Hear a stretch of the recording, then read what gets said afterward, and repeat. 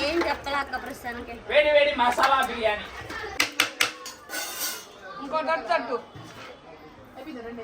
కాలుతా ఉంది తీసుకోండి. ఏమ్మా తింటున్నావా? ఏంటి